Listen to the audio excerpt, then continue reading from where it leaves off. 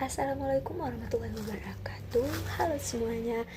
Di sini saya akan membahas tentang minat belajar mahasiswa. Sebelumnya, perkenalkan saya Davila Umi Karma dengan NIM 24011165269 dari offering A1B. Sebelumnya, apa sih pengertian dari minat belajar itu? Nah, menurut Guilford, minat belajar adalah dorongan-dorongan dari dalam diri secara psikis dalam mempelajari sesuatu dengan penuh kesadaran, ketenangan, dan kedisiplinan sehingga menyebabkan individu secara aktif dan senang untuk melakukannya. Nah, minat belajar ini sangat penting karena dapat mempengaruhi motivasi dan hasil belajar mahasiswa. Mahasiswa dengan minat belajar yang tinggi cenderung akan lebih semangat dan berusaha lebih keras untuk memahami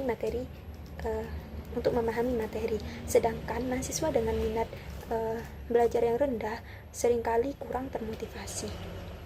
Kemudian selanjutnya ada faktor-faktor yang mempengaruhi.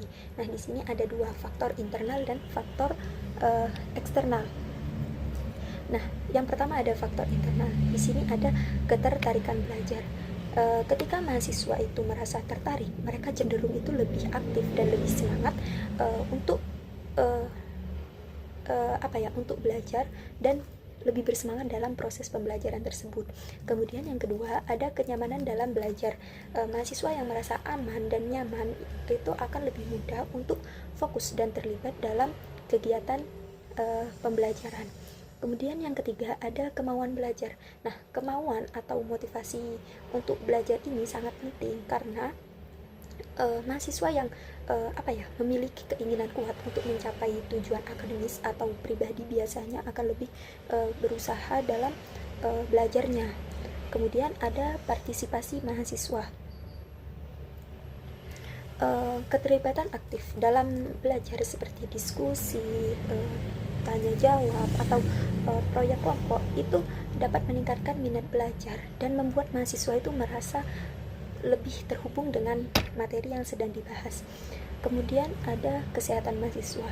Nah, kondisi fisik atau psikis tentunya juga berpengaruh dalam faktor berpengaruh untuk mendukung kemampuan belajar. Nah, mahasiswa yang sehat secara fisik maupun mental cenderung memiliki energi dan fokus yang lebih baik saat belajar. Kemudian yang kedua ada faktor eksternal. Yang pertama ada dukungan keluarga. Nah, dukungan emosional dan motivasi dari keluarga ini sangat berperan penting dalam membangun minat belajar mahasiswa. Keluarga yang memberikan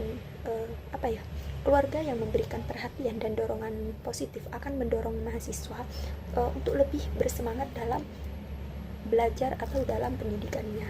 Kemudian yang kedua ada suasana belajar. Lingkungan belajar yang kondusif seperti suasana kelas yang nyaman dan juga interaktif dan menyenangkan dapat meningkatkan minat mahasiswa itu untuk belajar sehingga mereka itu merasa lebih nyaman untuk berbagi ide dan bertanya. Kemudian ada fasilitas belajar. Tentunya fasilitas pendidikan yang memadai seperti buku, teknologi, dan ruang belajar yang baik itu juga berkontribusi pada minat belajar mahasiswa. Fasilitas yang lengkap memudahkan mahasiswa untuk mengeksplorasi mengeksplorasi materi pelajaran dengan lebih baik. Kemudian selanjutnya ada aspek-aspek. Nah, aspek-aspek di sini tuh ada 3, yakni aspek kognitif yang dipengaruhi oleh aktivitas, yakni di mana semakin sering mahasiswa itu terlibat dalam kegiatan belajar, semakin tinggi minat mereka itu terhadap materi yang sedang dipelajari. Kemudian aspek afektif yang dipengaruhi oleh respon atau sikap. Nah, aspek afektif ini biasanya itu berhubungan dengan sikap, emosi, dan nilai-nilai yang dimiliki oleh mahasiswa. Nah, aspek ini sangat penting karena dapat mempengaruhi motivasi dan keterlibatan dalam proses belajar. Kemudian yang terakhir ada aspek psikomotorik, merupakan hasil dari aspek kognitif dan aspek afektif. Di sini tuh menunjukkan bagaimana siswa menerapkan pengetahuan dan sikap mereka dalam tindakan nyata yang sering kali dipicu oleh minat yang kuat terhadap suatu aktivitas. Kemudian di sini tuh ada ciri-ciri. Yang pertama, minat tumbuh bersamaan dengan perkembangan fisik dan mental, menunjukkan bahwa seiring bertambahnya usia dan pengalaman, minat belajar seseorang itu terhadap kegiatan belajar pastinya juga akan meningkat. Kemudian yang kedua, minat tergantung pada kegiatan belajar. Nah, minat belajar itu sangat dipengaruhi oleh jenis kegiatan yang dilakukan. Kegiatan yang menarik dan relevan akan meningkatkan minat mahasiswa itu untuk belajar. Kemudian yang ketiga, ada perkembangan minat mungkin terbatas. Meskipun minat dapat tumbuh, ada kalanya itu perkembangan minat itu terhambat oleh berbagai faktor seperti kurangnya kesempatan atau dukungan dalam lingkungan belajar. Contohnya kayak fasilitas yang kurang memadai atau dukungan dari keluarga yang kurang mendukung itu. Kemudian ada minat tergantung pada kesempatan. Nah, kesempatan untuk belajar baik di dalam maupun di luar kelas sangat berpengaruh terhadap minat mahasiswa. Terus akses ke sumber daya pendidikan yang baik juga dapat meningkatkan minat belajar. Kemudian minat dipengaruhi oleh budaya. Nah, budaya yang dibawa oleh individu itu juga akan membentuk apa yang dianggap penting untuk dipelajari.